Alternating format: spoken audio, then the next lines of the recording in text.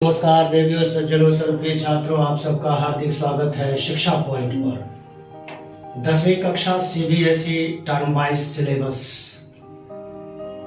CBSE ने 2021-2022 session के लिए 9वीं से लेकर के 12वीं तक की परीक्षाओं को 2 टर्मों में बांट दिया है और उन्हीं के आधार पर सिलेबस का निर्धारण किया गया है। तो पहला जो टर्म है वह टर्म 50 अंकों का है, दूसरा टर्म भी 50 अंकों के लिए है।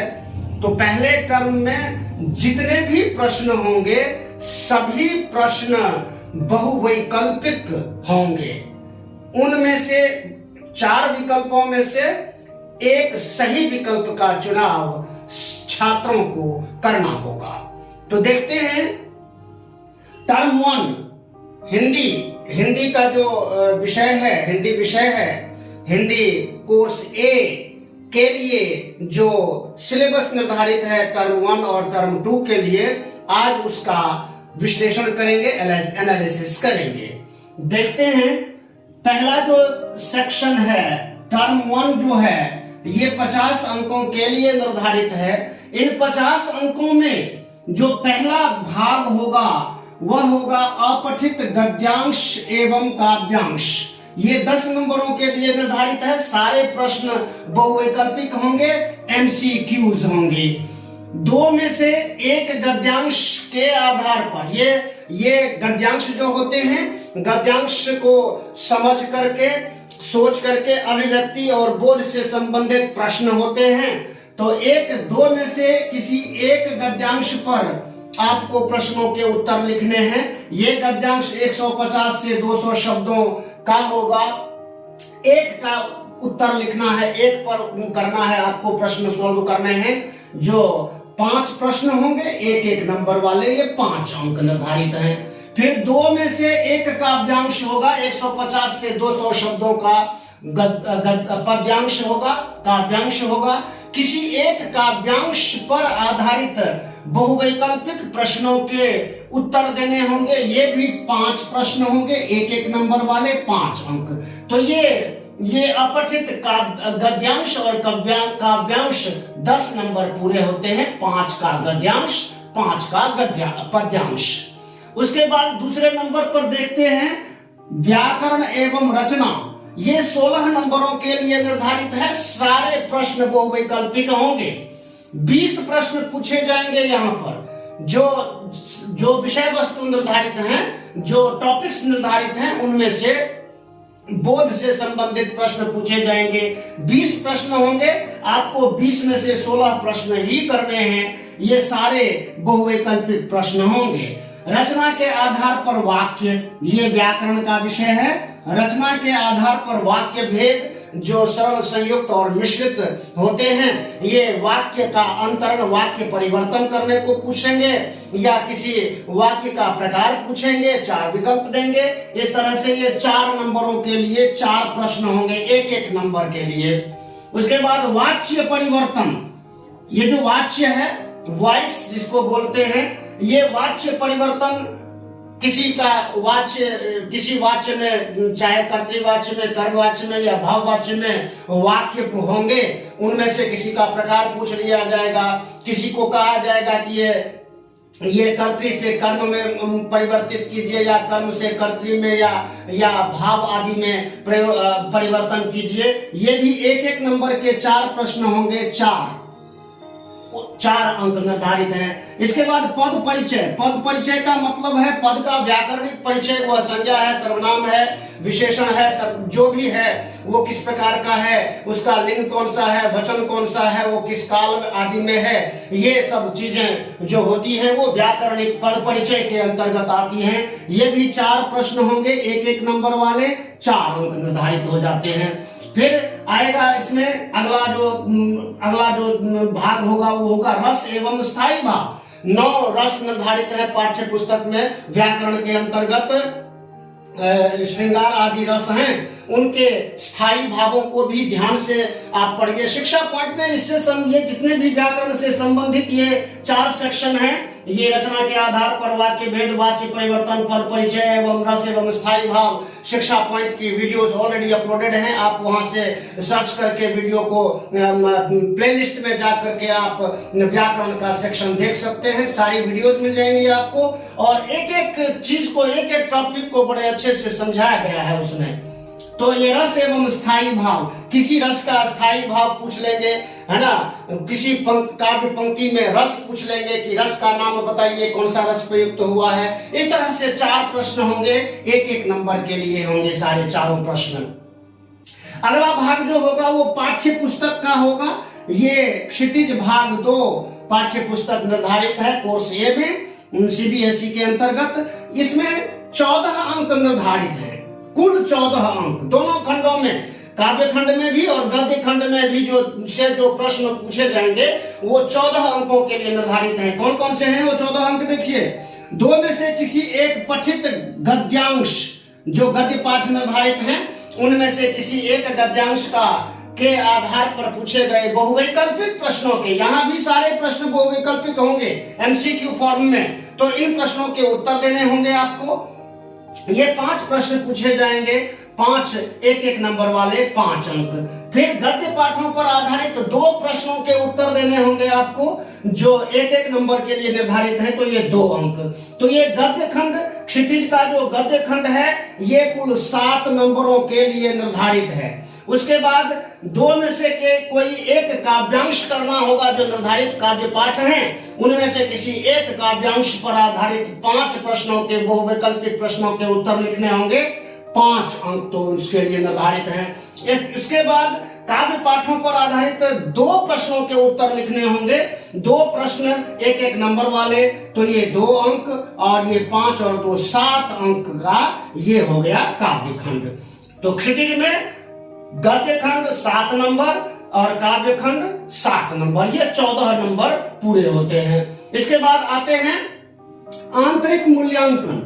ध्यान देने वाली बात है कि ये इधर ये जो प्रश्न पत्र जो बोर्ड की तरफ से आएंगे, वो प्रश्न पत्र तो सारे के सारे 40 अंकों के होंगे, बाकी ये 10 अंक का जो है ये आंतरिक मूल्यांकन है। जो विषय के अध्यापक हैं, आदरणीय अध्यापक गण, वो विषय निर्धारित करेंगे। विषय ये है सामयिक आकलन, ये कौन सी टॉपिक देंगे वो विषय के अध्यापक निर्धारित करेंगे, ये 3 नंबरों के लिए है।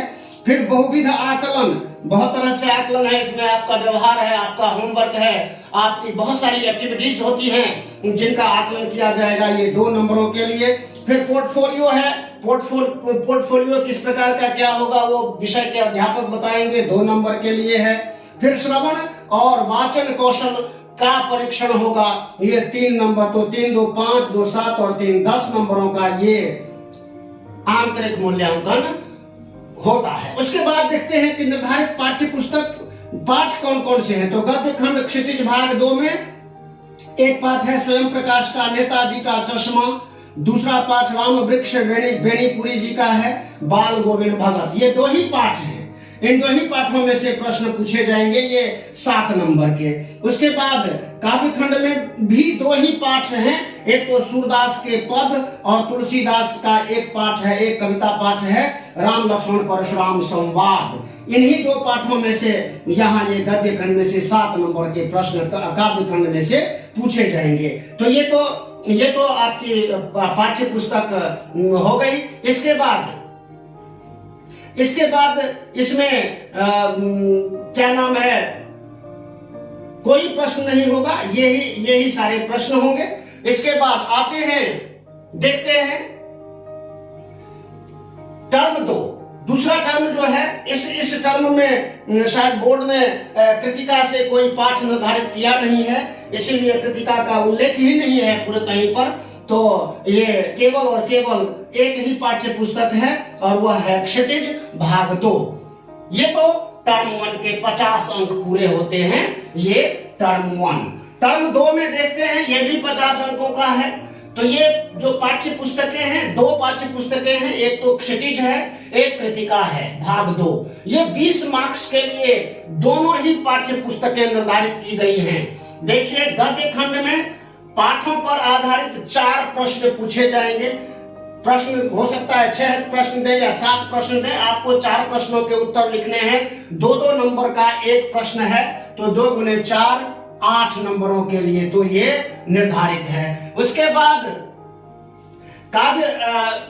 काव्य पाठों पर आधारित 3 प्रश्न पूछे जाएंगे, जो 3-3 नंबर के 2-2 नंबर के लिए होंगे, तो 6 नंबर ये होते हैं। फिर कृतिका के पाठों पर आधारित 2 प्रश्न होंगे, 3 नंबर के 2 प्रश्न 6 नंबर, तो 6 8 6 14 और 6 20 नंबरों का ये जो पाठ्य पुस्तकें हैं दोनों, ये 20 नंबर के लिए निर्धारित हैं। उसके पश्चात देखते हैं तो लेखन, दूसरा जो सेक्शन है इसमें लेखन, ये 20 मार्क्स के लिए निर्धारित है। इन 20 मार्क्स में क्या क्या चीजें होंगी, देखिए, कोई समसामयिक विषय अथवा व्यावहारिक 3 विषयों में से तीनों पर संकेत बिंदु दिए जाएंगे। उन संकेत बिंदुओं के आधार पर 3 में से किसी एक विषय पर लगभग 150 शब्दों का एक अनुच्छेद लिखना होगा। ये अनुच्छेद 5 नंबर का एक अनुच्छेद लिखना है। यहाँ पर एमसीक्यू नहीं है, ये ध्यान देने की बात है। औपचारिक और अनौपचारिक 2 विषय दिए जाएंगे। औपचारिक पत्र अथवा अनौपचारिक में से एक विषय पर लगभग 120 शब्दों का एक पत्र लिखना होगा 5 नंबर का। उसके बाद 2 विज्ञापन लिखने को दिए जाएंगे, टॉपिक दी जाएगी, और 2 टॉपिक पर आपको 2 छोटे छोटे विज्ञापन लिखने हैं, एडवर्टाइजमेंट लिखने हैं, जो एक एडवर्टाइजमेंट 2.5 नंबर के लिए निर्धारित है। 2 एडवर्टाइजमेंट 2 विज्ञापन लिखने हैं, तो ये 5 नंबर। उसके बाद संदेश भी 2 तरह के, वो चाहे वो सद्भावना संदेश हो, फिर किसी विशेष अवसर पर, विवाह आदि किसी भी अवसर पर जो संदेश लिखते हैं, मैसेज लिखते हैं, ये संदेश लेखन लगभग 40 शब्दों का और विज्ञापन लगभग 50 शब्दों का, तो ये भी 2.5 नंबर के 2 प्रश्न होंगे। 2 संदेश लिखने हैं 5 नंबर के, तो ये 20 अंक पूरे होते हैं।